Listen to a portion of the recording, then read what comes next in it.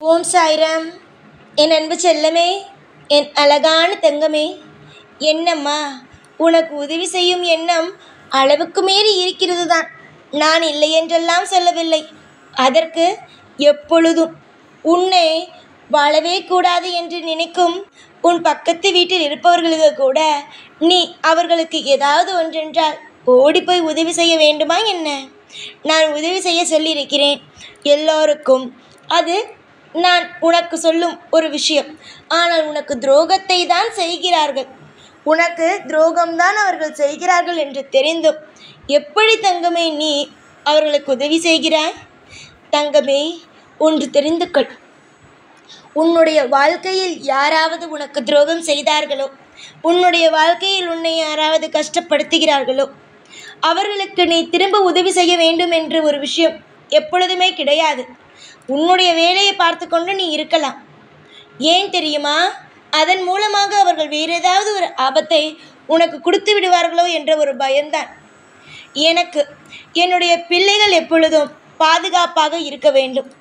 ஒரு அம்மாவுக்கும் அப்பாவுக்கும் தன்னுடைய பிள்ளைகள் எப்பொழுதும் பாதுகாப்பாக இருக்க வேண்டும் என்று தானே ஆசைப்படுவார்கள். அதே போலத்தான் என்னுடைய பிள்ளைகள் எப்பொழுதுமே பாதுகாப்பாக இருக்க வேண்டும். ஒரு இடத்தில் கூட என்னுடைய பிள்ளைகள் சோர்ந்து போய் நிற்கக்கூடாது, சரியா? ஆனால் நீ வசிக்கும் இடத்தில் இருக்கும் உன் பக்கத்து வீட்டில் இருப்பவர்கள், அதாவது உன்னிடம் எப்பொழுதும் சண்டை போட்டுக்கொண்டே இருப்பார்கள் அல்லவா? அவர்கள் எப்பொழுதுமே அவர்களிடம் கொஞ்சம் தூரமாக வைத்துக்கொள். காரணம் ஏன் என்று கேட்டால், சில நபர்களை எப்பொழுதுமே அவர்கள் சண்டை போட்டார்கள், திரும்ப வந்தார்கள், மன்னிப்பு கேட்டார்கள், செய்தார்கள். இருந்தாலும் சரிதான், ஒரு அளவுக்கு அவர்களை எப்பொழுதுமே தூரமாக வைப்பது தான் உன்னுடைய வாழ்க்கையில் மிக சிறந்ததாக இருக்கும். உன்னுடைய வாழ்வில் எப்பொழுதுமே நீ சுதாரிப்பாக இருக்க வேண்டும். சிலருடைய வாழ்க்கையை பார்த்தாய், ஆனால் சாதாரணமாக இருப்பார்கள், எல்லாம் நடக்கும். ஆனால் சிலருடைய வாழ்க்கையில் நான் சொல்லும் விஷயங்கள் ஒன்றுதான். எந்த அளவுக்கு சுதாரிப்பு நிறைந்த ஒரு வாழ்க்கையை வாழ்கிறீர்களோ அந்த அளவுக்கு நீங்கள் நன்றாக இருப்பீர்கள் என்று. சுதாரிப்பு இல்லாதவன் ஒரு நாள் அல்ல, ஒரு நாள் ஏமாந்து விடுவான். சுதாரிப்போடு இருப்பவன் எந்த ஒரு நாளும் ஏமாற மாட்டான். எவ்வளவு தடை வந்தாலும் எதிர்த்து நின்று போராடுவான். புரிகிறதா? உனக்கு நான் சொல்லும் விஷயத்தை ஞாபகம் வைத்துக்கொள். காலம் முழுவதும் உனக்கு பாதுகாப்பு அளிப்பது ஒரு அப்பாவாக என்னுடைய கடமை. இந்த நேரத்தில் உன்னை காப்பாற்றுவதும் இந்த சாயுடைய கடமைதான். இன்று சில கவனமாக செயல்படக்கூடிய சில விஷயங்கள் இருக்கிறது. முக்கியமாக பகை, அதாவது உனக்கும் இன்னொருவருக்கும் சண்டை வருகிறது. திடீரென்று வந்து பேசிக்கொண்டு இருக்கிறார்கள்.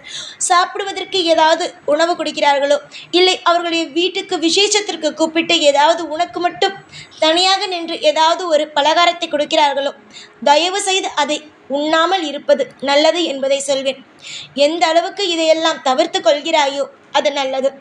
அதே போல அவர்கள் வீட்டில் பிரச்சனை நடக்கிறது, அதை போய் தடுக்க நீ போனால் நிச்சயமாக அந்த பிரச்சனைக்கு காரணமே நீதான் என்று சொல்லும் அளவுக்கு அவர்கள் கொண்டு வந்து விடுவார்கள்.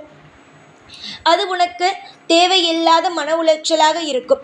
எந்த அளவுக்கு நீ மற்றவர்களுடைய பிரச்சனையிலிருந்து ஒதுங்குகிறாயோ அந்த அளவு நீ உன்னுடைய வாழ்க்கையில் திருப்திகரமாக இருக்கலாம். எப்பொழுதும் மற்றவருடைய பிரச்சனையை உன்னுடைய வாழ்க்கைக்குள் சேர்த்து கொள்ளாதே. உன்னுடைய வாழ்வில் எப்பொழுதுமே நீயாகத்தான் இருக்க வேண்டும். உன்னுடைய வாழ்க்கையின்படி எல்லா விஷயத்திலையுமே சொல்கிறேன், நீயாக இருந்தால் உனக்கு பிரச்சனை வராது. அது எல்லாம் விட்டு யாருடைய வாழ்க்கையில் போய் இதை செய்யாதீர்கள் அதை செய்யாதீர்கள் என்று சொல்லும் பொழுது உனக்கென்ன? உன்னுடைய வேலையை பார் என்று சொன்னால் உனக்கு வலிக்குமா என்ன? வலிக்கத்தானே செய்யும். அதனால் மற்றவனுடைய வாழ்க்கையை பார்த்து மற்றவனுடைய வாழ்க்கையில் போய் இதை செய்யாதீர்கள் அதை செய்யாதீர்கள் என்று அறிவுரை சொல்லாது. அதே மாதிரி அவர்களுடைய வாழ்க்கையில் போய் நிச்சயமாக ஏதாவது பிரச்சனை வரும் பொழுது அறிவுரை என்ற பெயரில் ஏதாவது சொல்லிவிட்டு தேவையில்லாமல் அந்த பிரச்சனையை உன்னுடைய பக்கத்தில் போட்டு கொள்ளாதே. நன்மைகள் நடக்க வேண்டும் என்றால் சில விஷயத்தில் சுதாரிப்பாக இருந்தால்தான் நன்மைகள் நடக்கும். எப்பொழுதுமே மற்றவனுக்கு நான் உதவி செய்வேன் என்று யோசித்து கொண்டே இருந்தால் எல்லா விஷயத்திலேயுமே சொல்கிறேன், அதாவது நன்மைகள் என்பது எப்பொழுதுமே ஒன்று தெரிந்து கொள்ளுங்கள், தாய் தகப்பன் இல்லாதவர்கள், துணி இல்லாதவர்கள், யாருமே இல்லாமல் தனிமையில் இருக்கிறார்கள் பார், அவர்களுக்கு உதவி செய்யலாம். ஆனால் எல்லாரும் இருந்து அவரவர்கள் தலைக்கு தேவையே இல்லாமல் பிரச்சனையை இழுத்துக்கொண்டு போடும் பொழுது அவர்களுக்கு உதவி செய்ய வேண்டும் என்ற அவசியம் அல்ல. அது நிச்சயமாக தெய்வம் பார்த்து கொள்ளும். காலம் முழுவதும் உனக்கு துணை தெய்வம் இருக்கிறது. தேவையில்லாமல் மற்றவருடைய விஷயத்தில் போய் தலையிடாமல் இருப்பது உன்னுடைய வாழ்க்கையில் மிக மிக சிறந்த விஷயம் ஆகும்.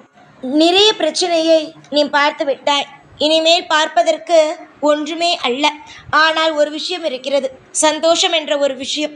சந்தோஷத்தில் உன்னுடைய வாழ்க்கையை நான் மூழ்க வைத்து உனக்கு தேவைப்படும் ஒவ்வொரு விஷயத்தையும் பொறுப்பான ஒரு அப்பாவாக இருந்து உனக்கு செய்து தரப் போகிறேன்.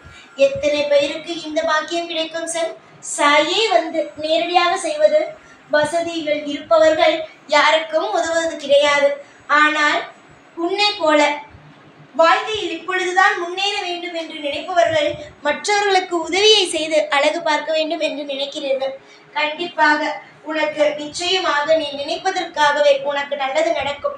காலம் உன்னை நிச்சயமாக தோற்க விடாது. காலம் நிச்சயமாக உன்னை மிக மிக பெரிய இடத்தில் அமர வைத்து அழகு பார்க்கும். நிறைய நாள் நீ பட்ட அனைத்து சோதனைகளிலும் இருந்து நிச்சயமாக நீ விடிவு காலத்தை பெறுவாய். ஒரு நிமிஷம் ஒன்று தெரிந்து கொள். ஒரு பால் இருக்கிறது, அதில் ஒரு துளி அளவு எலுமிச்சை சாறை விடும் பொழுது, ஒரு துளிதான், அதிகமாக இல்லை, ஒரே ஒரு துளி எலுமிச்சை சாறை விடும் பொழுது அந்த பாலானது திரிந்து விடுகிறது. அதே போலத்தான் இரு உறவுகள். எப்பொழுதுமே தெரிந்து கொள்ளுங்கள், இரு உறவுகள் இருக்கிறது. ஒரு உறவு இன்னொரு உறவிடம் ஏதாவது ஒரு கடினமான ஒரு வார்த்தையை விட்டுவிட்டது என்று வைத்துக்கொள். அந்த உறவு திரிந்ததற்கான அர்த்தம்தான் அது திரும்பவும் பழைய மாதிரியான பாலாக ஆகாது. ஏதோ ஒரு சிறிய இடத்தில் மனக்கசப்பு இருக்கும். அது சில நேரத்தில் சில விஷயங்களாக தவறாக மாறும். சரியா? புரிந்து கொள்ளுங்கள். ஒரு நபர் உன்னிடம் பிரச்சனை பண்ணிவிட்டார், அளவுக்கு மீறிய பிரச்சனைகளை செய்துவிட்டு உன்னை தேடி வருகிறார் என்றால் அவர் ஏதாவது கொண்டு வருகிறாரோ, இல்லை ஏதாவது குங்குமமோ, ஏதோ ஒரு விஷயம், இல்லை அவருடைய குடும்பத்தில் ஏதோ ஒரு பிரச்சனை, தயவு செய்து அதை தலையிடாமல் இருப்பது நல்லது. இது உன்னுடைய வாழ்க்கைக்காக நான் சொல்லும் ஒரு விஷயம். என்னுடைய விஷயத்தை நீ தெரிந்து கொண்டால், நான் என்ன சொல்ல வருகிறேன் என்பதை நீ புரிந்து கொண்டால் வாழ்க்கையில் நிச்சயமாக நீ முன்னுக்கு வருவாய்.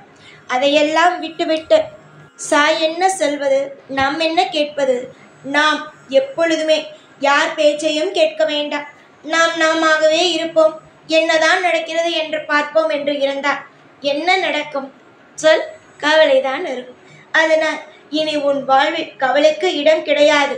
நல்லதொரு மாற்றத்திற்குத்தான் உன்னுடைய வாழ்க்கையில் விடிவு காலம் வந்துவிட்டதே. தேடி தேடி ஓடினாய், அனைத்து விஷயத்தையும் நான் கொடுத்தேன். இன்னும் அதிகமான விஷயத்தை தேடுகிறாய், கண்டிப்பாக இன்னும் அதிகமான நல்லதுகளை கொடுப்பேன். வரைக்கும் ஏதாவது உன்னுடைய மனதில் ஏதாவது சிறிய அளவு மன கஷ்டம் இருந்தாலும், சாய் மீது அதிகமான கோபம் இருந்தாலும் தயவு செய்து மன்னித்து விடு.